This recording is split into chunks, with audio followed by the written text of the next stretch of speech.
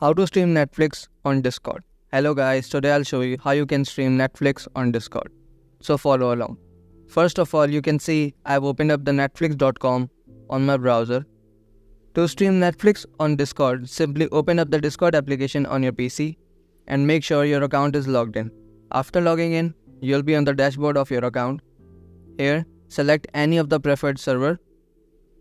To stream Netflix on Discord, we usually go to the voice channel and start mirroring our screen. But this feature only works for visual content. It doesn't transmit the audio content, and that's a problem. To fix it, simply head into your account settings. After that, scroll down to the bottom of the page and under the activity settings, go to register games. In the register games, click on add it embed and search for Google Chrome.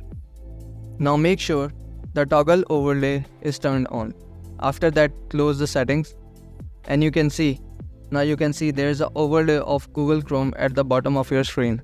Now head over to the voice channel and start streaming. While sharing screen, simply select the Netflix screen and go live. Now, the audio will also be transmitted along with your screen. That's how you can stream Netflix on Discord. Thanks.